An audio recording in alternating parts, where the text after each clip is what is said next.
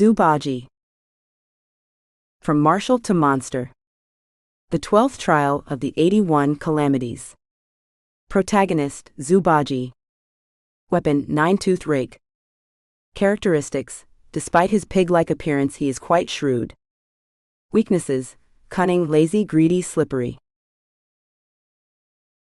It is well known that Bajie was demoted to the mortal realm and reincarnated as a pig before he was a marshal of the heavenly canopy, commanding the heavenly river's 10,000 water troops.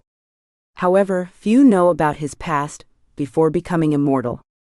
Once upon a time, Bajie was an ordinary mortal named Xuanzang. Xuanzang was not very intelligent from a young age. Even if he wanted to succeed through studying and passing exams, he lacked the aptitude. He could have made up for it with hard work, but he was extremely lazy.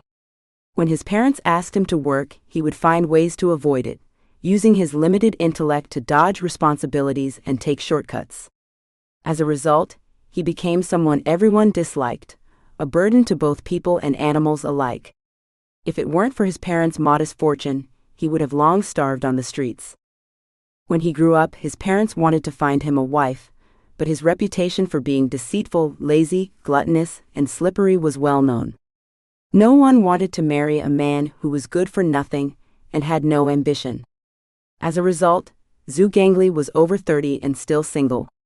His parents said to him, "You're getting older, yet you do nothing productive, just waiting to live off us. What will you do when we're gone?" Xuanzang replied, "When you die, you die. Just leave the family estate to me." The old couple was almost driven to their graves by their son's response. Ju's father slapped Xuanzang on the head and said, "Useless wretch. Even if we leave you all the family wealth, you'll squander it in half a year. What will you do then?" Xuanzang said, "That's all in the future. Why worry about it? Just enjoy today's meal and get by one day at a time." Years later, Xuanzang's parents passed away, leaving him with no one to pamper him. Despite this, he still couldn't change his lazy and gluttonous ways. The little family fortune his parents left him was quickly squandered. Eventually, he sold the old family home and ended up sleeping in a temple dedicated to the Grand Supreme Lord Lao. When Xuanzang found himself alone and destitute, he began to appreciate his parents' kindness and understand the value of family. He developed a desire to marry and establish his own household. However, this was nothing short of a fantasy for him. Even when his family was prosperous and he was young, no one was willing to marry him. Now, with his family in ruin and himself older, no young woman would consider him. Thus, Xuanzang continued to live alone, but the dream of starting a family became his obsession. The lazy immortal causes trouble. One day, Xuanzang was still asleep on the altar in the temple, despite the sun being high in the sky. Suddenly, the temple door creaked open, and an old man with a long white beard walked in. He called out to Xuanzang, "Lazy bum, get up. The sun's already shining on your backside." Xuanzang lazily opened his eyes and asked, "Who are you? What right do you have to boss me around? Is this temple yours?" The old man with the white beard smiled and said, "I'm not really telling you what to do, I just wanted to offer a bit of advice since you're young and idle." Xuanzang replied, "Advice? No need.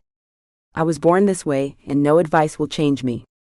The old man with the white beard asked, "Don't you want to do something meaningful?"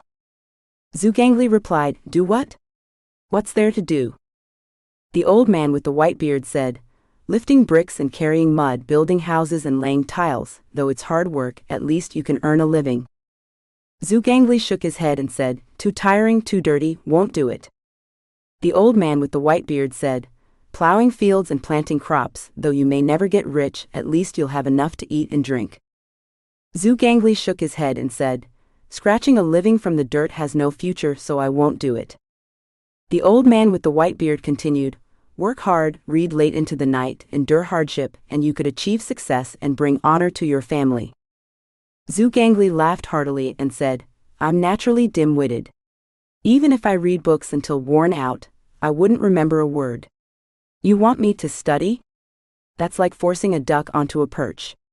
You old man just spouting useless nonsense and wasting my sleep time, get lost, get lost. The old man with the white beard didn't leave. Instead, he came closer to Xuanzang and said, "Don't be in a hurry. I have one last job suggestion for you that you'll surely like. Soaring through the clouds, immortality, freedom, and high status, becoming an immortal. How about it?" Xuanzang was stunned, staring at the old man with the white beard, and said, "That's nonsense. How could someone like me ever become an immortal?" The old man stroked his beard and smiled. "Normally, you wouldn't have a chance, but since you've met me, it's possible." Xuanzang asked, "Oh? Do you old man have a way to become a deity?" The old man smiled with satisfaction and said, "Indeed there is a way, but it depends on whether you're willing." Xuanzang asked, "Do immortals have a place to sleep?" The old man said, "Heaven provides rooms fully renovated and spacious." "Is there food to eat?" "The immortals don't consume earthly food, so technically there's no need to eat. But if you want to, there's plenty of dragon liver, phoenix marrow, and heavenly nectar." "Is the work tiring?" "It's not tiring at all. If you become an immortal, you can just delegate the work to the minor deities under you. It's quite a leisurely life." Xuanzang became interested and said, "That sounds great. How can I become an immortal?" The old man with the white beard said, "I'll teach you a method for cultivating immortality. If you follow it diligently, you can succeed. It may take as little as 10 years or as much as 30 to 50 years, depending on your effort." Xuanzang frowned and thought to himself, "That's too much effort. But achieving immortality is a good deal." With that in mind, he agreed to cultivate, and the old man with the white beard carefully taught him the method. Finally, Xuanzang couldn't help but ask, "Why are you teaching me the method of becoming an immortal? Do I have some special talent for this?" The old man with the white beard coughed twice and said, "Talent? I haven't noticed any. But you sleep on my altar table every day, smelling awful and being lazy, which is really annoying." With that, he turned into a beam of white light and disappeared. Xuanzang was startled. Staring at the statue of the Grand Supreme Lord Lao behind the altar, he muttered to himself, "Was that a divine manifestation?" From that day on, Xuanzang changed his previous lazy habits and began to diligently practice cultivation. He indeed had some talent, and after 10 years, he finally achieved immortality and arrived in the heavenly court. Since Xuanzang was also considered a disciple of the Grand Supreme Lord Lao, the heavenly court valued him and appointed him as the marshal of the heavenly canopy. To celebrate his ascension and new rank, the Grand Supreme Lord Lao even specially crafted a weapon for him, a 9-toothed rake. Having become an immortal, and one with considerable power at that, Xuanzang was extremely proud. In the heavenly court, he spent his days eating and drinking, quickly growing into a rotund figure. However, after a while, he began to grow weary of this eating, drinking, idling, and doing nothing lifestyle. He thought to himself, "Being an immortal is nice and all, but in the end, I'm still alone. I don't even have a home." Marshal of the heavenly canopy wanted to start a family, but the heavenly court had strict rules against immortals forming families, which troubled him. One day, after drinking too much, he stumbled upon the famous beauty, Chang'e. Under the influence of alcohol, and driven by his desire to settle down, he approached Chang'e and said, "Sister Chang'e, marry me." Chang'e replied curtly, "Go away." Marshal of the heavenly canopy said, "Immortals are just people who have become immortals. People want to have a home. You live alone on the moon, and it's not really a home. Isn't it better to have a family and live together with me? Don't worry, I don't mind you being married for the second time." Chang'e was furious. Without saying a word, she went to the Jade Emperor and complained about Marshal of the heavenly canopy. The Jade Emperor was enraged and ordered the Queen Mother of the West to cast Marshal of the heavenly canopy down to the mortal realm.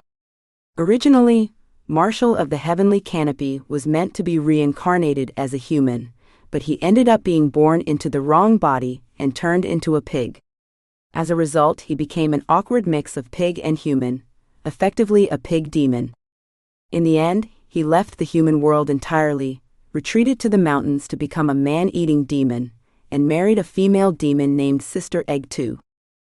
Although Xuanzang had become a demon, he had fulfilled his wish to start a family and lived a carefree life. However, his good fortune didn't last long. Sister Egg 2 fell ill and passed away, leaving him single once more.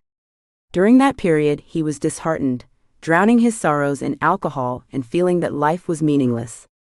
One day, the Bodhisattva of compassion, Guanyin, suddenly came to see him and said, "You have committed sins in the heavenly court and now you're a demon here. Instead of causing trouble in the human world, why not do something meaningful?" Xuanzang replied, meaningful work, what is there to do in this world? Isn't being a demon here quite good enough?" Guanyin said, "You often harm others.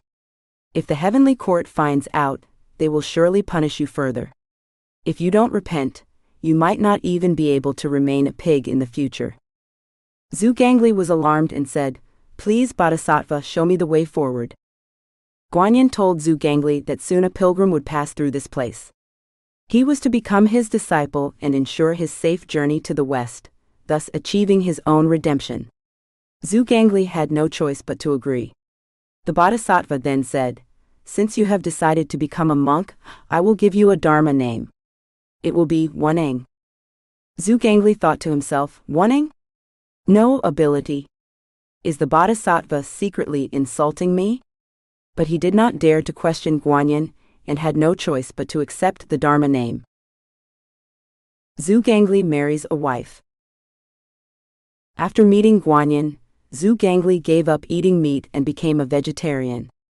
Although he didn't like eating vegetarian food, he had to persist in order to rid himself of his pig body. However, the pilgrim was still delayed in arriving. Feeling bored, Xuanzang thought to himself, why not go for a walk down the mountain? To avoid scaring ordinary people, he transformed into a handsome young man and strolled to a place called Gao Laozhuang. Gao Laozhuang was located on the border of Xuanzang, which is now Tibet, in the southwestern region, with a rather bold and unrestrained local culture. As soon as Xuanzang arrived at Gao Laozhuang, he saw a notice. The notice read, "The wealthy Gao family has 3 daughters and no sons. The eldest and second daughters are already married, leaving only the youngest daughter unmarried. In order to keep her close and find someone to take care of them in their old age, the Gao family wishes to recruit a son-in-law who will move in and inherit the Gao family's property." When Xuanzang saw this, he thought to himself, such a good opportunity. Ever since his parents passed away, he had developed an obsession with settling down. Seeing that someone was looking for a son-in-law, he forgot about his mission to obtain the scriptures and quickly went to the Gao family, declaring his intention to become their son-in-law. The Gao family was pleased to see that this young man was not only very handsome, but also strong and robust. Old Master Gao asked, "May I ask where you are from? Are your parents well?" Xuanzang replied, "I am from Fuling Mountain. I have no father or mother, no brothers or sisters." Old Master Gao thought to himself, very good, someone without any ties or burdens is just the right candidate for a son-in-law. So, Old Master Gao promised his youngest daughter to Xuanzang. Xuanzang was overjoyed and completely forgot about his mission to obtain the scriptures, focusing entirely on his new life with his wife. After getting married, his laziness seemed to vanish on its own. He worked so diligently that he outperformed several farm animals, showing strength beyond that of typical large beasts of burden. Not only was Xuanzang a hard worker, but he was also incredibly voracious. For breakfast, while others might eat 3 sesame cakes, he would eat 100. At lunch, while others used bowls, he used large basins. Whereas others might eat 1 or 2 bowls of rice, he would devour 10 or 8 basins. One day, as Xuanzang was eating from a large basin, Old Master Gao came over carrying 2 jars of wine and said, "Son-in-law, you've been working hard lately. Let's have a drink together." Xuanzang opened 1 jar of wine and said, "Thank you, father-in-law. I'll start with this as a gesture of respect." He then tilted his head back and drank the entire jar in one go. After finishing, he pointed to the other jar and said, "Father-in-law, I'm done with this one, it's your turn."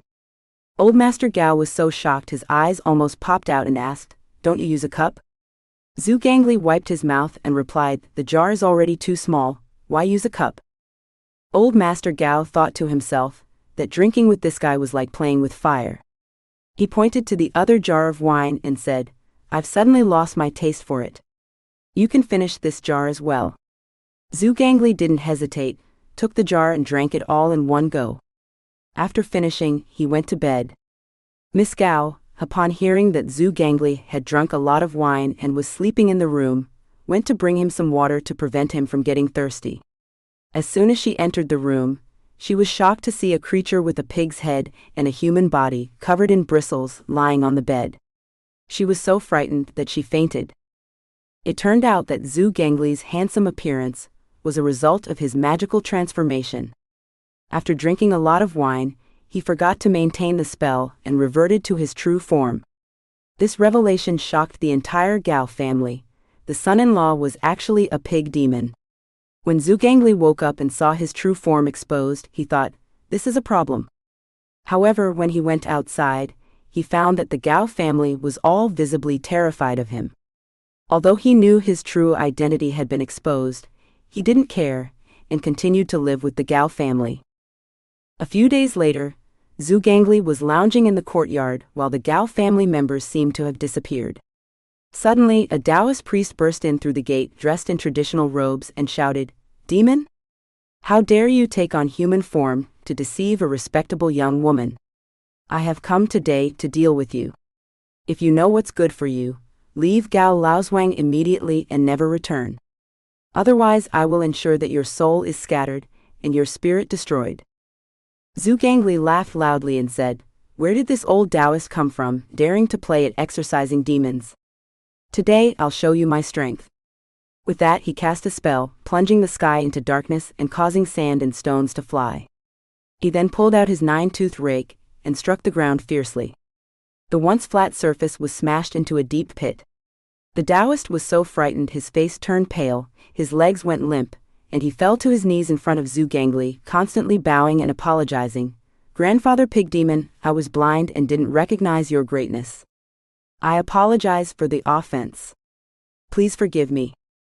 Zhu Gangli then withdrew his powers and said, "Go tell old Master Gao that it is his fortune to have me, Marshal of the Heavenly Canopy, as his son-in-law. He should send my wife back. Otherwise, I will flatten Gao Laozhuang." The Gao family, realizing that Zhu Gangli was no ordinary demon and his destructive power was truly terrifying, had no choice but to allow him to stay at Gao Laozhuang and continue being married to Miss Gao. This situation continued for over 2 years, and everyone in Gao Laozhuang knew that the son-in-law of old Master Gao was a pig demon. Whenever they saw Zhu Gangli, they would run away. Zhu Gangli also found it dull to stay in the village all the time, so he often returned to live on Fuling Mountain, coming to Gao Laozhuang every now and then. One day, Zhu Gangli returned to Gao Laozhuang from Fuling Mountain. When he entered the house, Miss Gao was sitting on the bed. Zhu Gangli approached her and said, "Wife, I'm back." Miss Gao replied, "Why have you just come back now?" Zhu Gangli thought to himself, in the past she would be so frightened to even speak when she saw me. Why does she seem like a different person today? He then asked, "So, did you miss me?" Miss Gao didn't speak but sighed and said, "Today my parents hit me." Zhu Gangli asked, "Why did they hit you?" Miss Gao replied, "They're displeased because I married a demon." Zhu Gangli was quite unhappy and said, "I'm not a demon. I just happened to be born into the wrong body and ended up looking like a pig." Miss Gao added, "My parents also said they want to invite a Taoist priest to exorcise you." Zhu Gangli laughed heartily and said, "Which Taoist priest in the world is my match? The 9-toothed rake I have is a treasure specially made for me by the Grand Supreme Lord Lao. Its power is boundless." Miss Gao said, "I heard that the helper they are inviting is called Sun Wukong." Upon hearing the name Sun Wukong, Zhu Gangli turned pale with fear because he knew how formidable Sun Wukong was.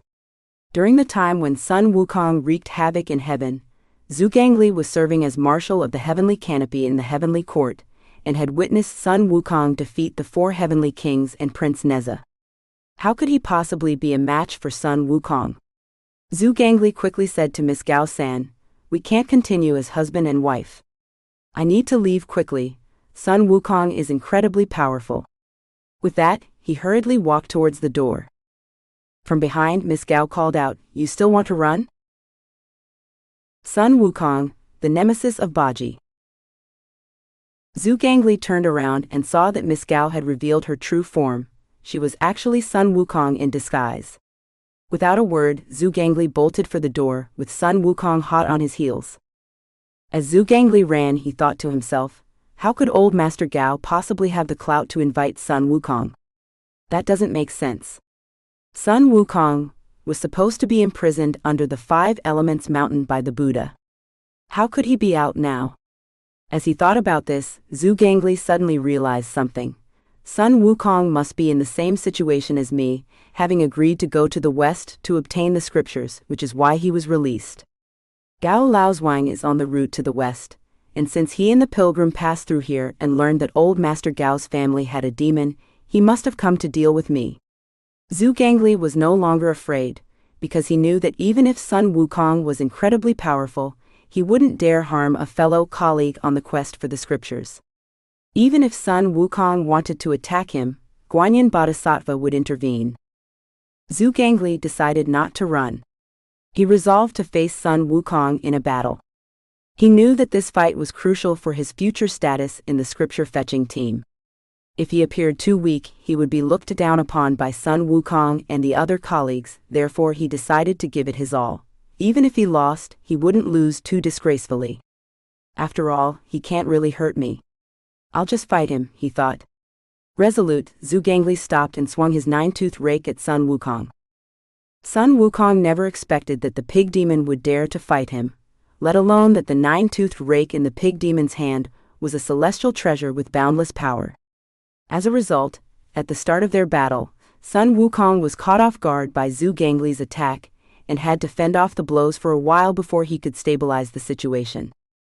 The two fought from the underground to the heavens and back again.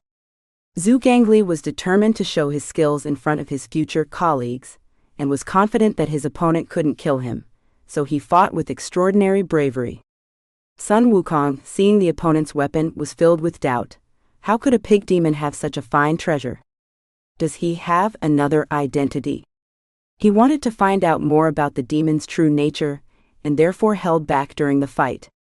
As a result, despite the vast difference in their martial skills, the fight was evenly matched due to their differing mindsets, lasting from day to night. This battle became one of Zhu Gangli's most glorious achievements in his life. As the night grew deeper, Sun Wukong became increasingly impatient and thought, no matter who he is, I'll just knock him out with one blow. He began to fight more ruthlessly. Zhu Gangli soon felt that his opponent was using full strength, and was unable to withstand the blows. Realizing that the monkey was getting serious and that he might be finished if the fight continued, Zhu Gangli shouted, "Stop, stop! The Bodhisattva sent me to be a disciple of the pilgrim. You must be here for the same reason. We're on the same side." Sun Wukong indeed stopped and said, "Are you trying to deceive me?" Zhu Gangli said, "I'm not deceiving you. Guanyin Bodhisattva even gave me a Dharma name, Xuanzang." Sun Wukong thought for a moment and said, "In that case, come with me to meet the master." When the two returned to Gao Laozhuang together, Tang Seng was speaking with old Master Gao. Old Master Gao was terrified and turned pale when he saw Sun Wukong and Zhu Gangli coming back together. To his surprise, Zhu Gangli appeared exceptionally well behaved, kneeling before Tang Seng and bowing his head while saying, "Guanyin Bodhisattva sent me here to wait for the master and to ensure your safety on the journey for the scriptures." Tang Seng thought to himself, Guanyin keeps sending me such unusual disciples, either monkeys or pigs. However, he said, "All right, so you're also sent by Guanyin to protect me. Then come along with me, and avoid causing trouble for the world.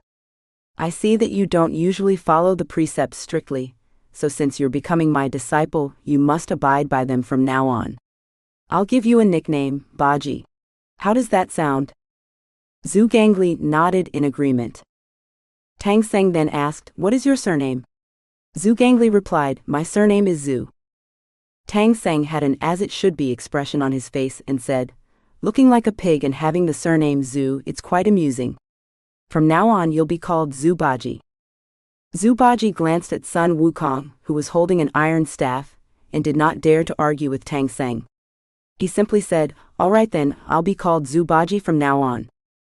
Meeting Zhu Bajie at Gao Laozhuang was the 12th trial that Tang Seng faced on the journey to the west, subduing and accepting Bajie.